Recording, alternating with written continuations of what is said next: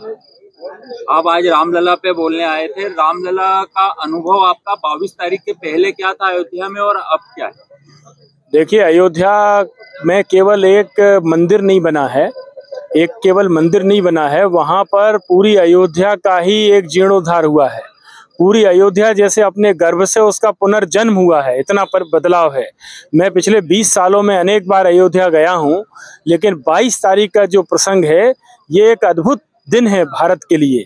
ये भारत के लिए बहुत बड़ा अद्भुत दिन है और ये केवल एक मंदिर का निर्माण नहीं है, ये पूरी अयोध्या एक मैं समझता हूँ भारत के भविष्य की ये धार्मिक और सांस्कृतिक राजधानी बनने जा रही है। ये राष्ट्र का मंदिर जब कहा गया है राम मंदिर को, तो उसका आशय ये है कि ये भविष्य में जो भारत की धार्मिक और सांस्कृतिक और दार्शनिक राजधानी का रुतबा पाने वाली है अयोध्या। अयोध्या की एक नई यात्रा शुरू हुई है और अयोध्या के साथ में भारत की एक नई यात्रा शुरू हुई है। और जिन लोगों ने इसके न्योते को ठुकराया है, जिन लोगों ने अयोध्या में प्राण प्रतिष्ठा समारोह के न्योते को ठुकराया है, मैं बहुत राजनीतिक टिप्पणियां करने से बचता हूं, मेरी समझ का विषय नहीं है वो, लेकिन जिन्होंने ऐसा किया है उनको भारत के जनमानस की कोई समझ ही नहीं है। वो भारत की जड़ों से बहुत दूर जा चुके हैं, उनको भारत की आत्मा का कोई स्पर्श नहीं है।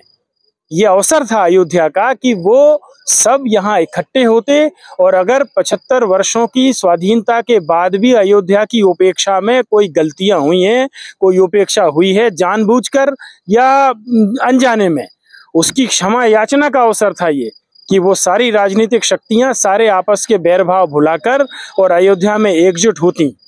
आज आप खरगोन आए, प्रकाशमती परिवार के बीच में कैसा महसूस कर रहे हैं? देखिए, ये एक बहुत बड़ा प्रसंग था और जब मुझे यहाँ आकर ये पता चला स्वर्गीय प्रकाश महाजन जी की स्मृति में 25 वर्षों से एक परंपरा इस तरह से बन गई है, तो कोई चीज़ को शुरू करना बड़ा सरल है, लेकिन उसको कुछ वर्षों तक चलाना बड़ा कठिन है। और 25 वर्षों का अगर आप पड़ाव स्पर्श कर रहे हैं, तो वो शहर के मिजाज को भी बताता है और इसके आयोजक परिवार के जो संस्कार हैं उसकी झांकी भी हमें मिलती है इसमें, कि वो कैसे इसको चला रहे हैं। खरगोन जैसे एक छोटे शहर में इतनी लंबी और इतने 3 दिन तक चलने वाली, जिसमें आप देश भर से लोग आते हैं बोलने के लिए और इतने लोग इतनी रात तक सुनने के लिए भी रहते हैं, तो इस शहर की एक सांस्कृतिक परिचय है, इस शहर का सांस्कृतिक परिचय है ये व्याख्यान माला।